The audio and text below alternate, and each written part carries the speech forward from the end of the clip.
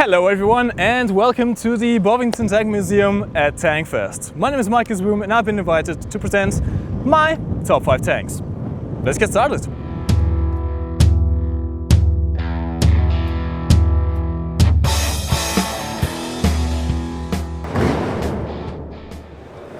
So you stock a long 88mm on your failed prototype tank hull and you name it the Ferdinand after the creator, Ferdinand Porsche. Now, the tank itself looks absolutely amazing. You got the long 88mm gun, which is functionally the same as on the King Tiger, of course.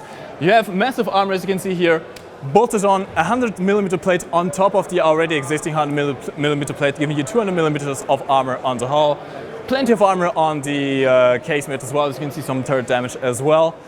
But it wasn't enough, there were some issues.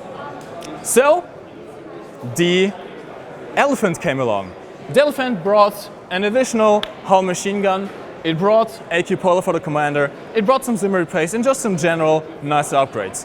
Now, it isn't exactly known if it was directly named Elephant because of the upgrades or if it was because of Hitler suggesting a name change. But in fact, name change came about just about the same time that the Ferdinands were getting upgraded and the name didn't really stick. People were still calling it Ferdinand. Again, as with the Tiger prototype version, the proposed version, the petrol-electric drive had massive issues. It was known for catching fire, it was known for breaking down, and by adding even more armor and a heavier gun on an already strained platform, it was bound to have even more reliability issues. At number 4, the Jagdtiger. Big tank, big gun.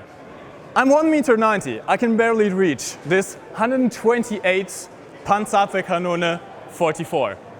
It's big, it is very big.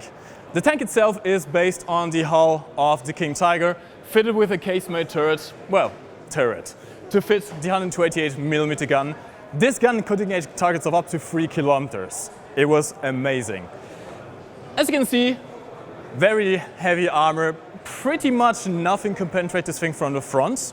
Although you were of course weak from the sides and weak to infantry, not having much in terms of defense except for this little hull machine gun. The tank is of course rather heavy, as German tanks tend to be, and such as has the same problems as many of the other German tanks have. Heavy production costs, reliability issues, poor fuel economy, and in fact, many of these simply broke down.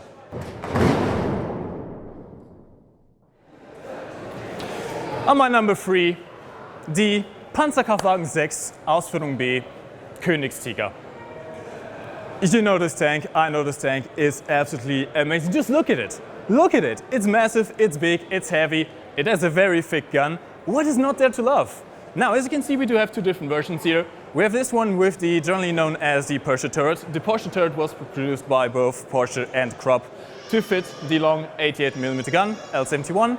And in the back we have the more known production variants with a 180mm plate, producing a little bit more armor. Now, I love these tanks, come on. You won't probably be asking why I put this thing at number 3. I mean, what can be better than a King Tiger? What can be better than a Jagdtiger? What can be better than anything of that? But see, there's a problem. As much as I love these tanks, as much as I love the width of the tracks and the just general presence of this tank here in the museum and on the battlefield, they aren't the most reliable things. Heavy, expensive, very fuel hungry. I believe the one in the back was actually found in the field, abandoned by the crew, as many others were. And as much as the tank was amazing in tank combat, it wasn't amazing logistically and just wasn't really a great choice that way. But in any case, my number 3. And number 2, the cutest little death machine, Jagdpanzer 38 Tschechien, more formally known or informally known as the Hetzer. Just look at this thing, it's amazing. So here's the thing, you might probably be wondering why, after going through the Elephant, after going through the Jagdtiger, which by the way, I could barely reach the top of the barrel of the Jagdtiger. This thing is the size of me. After the King Tiger, why would I choose this at number 2? Well, it's quite easy. It isn't a big tank, it isn't a very heavily armored tank, It doesn't have the most amazing gun, it's only a 75mm tank. But it's a good tank, it's an efficient tank. And as a German, I like myself some efficiency. Easy to produce, this was based on the Panzer 38T from Czechia. Although not quite exactly the same hull, it's a different hull with the running gear and the suspension of that tank. So reusing parts, which makes the tank a lot easier and cheaper to produce. You could produce a lot of them in a lot shorter time frame and have them effectively act as very good ambush tanks. 75mm gun was still effective to destroy most of the Allied tanks up to 1 kilometer. And with the small size and just general stealthiness, let's say, I call it cuteness, you can call it stealthiness, of this tank, you could hide it in a bush and be a perfect ambush tank. And this is why I love this thing.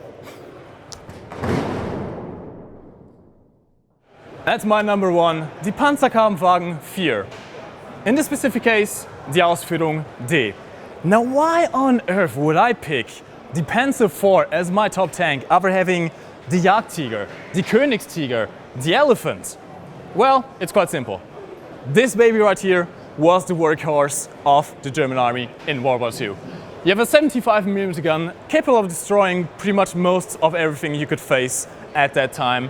You had up to 80mm of armor on the hull. You had pretty much infinite upgrade possibilities. You could fit SPA guns on there, you could fit howitzers on there, you could turn it into a command tank.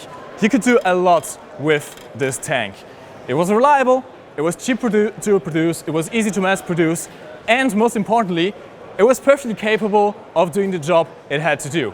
Now in this version you can see these screens over here on the side of the turret. These are designed to stop spalling from HE shells, from artillery shells, and stop handheld anti-tank grenades. Sadly, this version does not have the Seitenschützen on the side that I could peek under, but even so, it's a beautiful tank. It's exactly what Germany needed. And come on, it's a Panzerkampfwagen. What's not to love about a Panzerkampfwagen? Thank you for watching my top 5 tank list here at the Tank Museum in Bovington. Of course, don't forget to subscribe to the Tank channel, YouTube channel, and support them on Patreon. If you want to see more from myself, you can find me on youtube.com/MichaelsBoom, and enjoy the rest of Tankfest. Bye!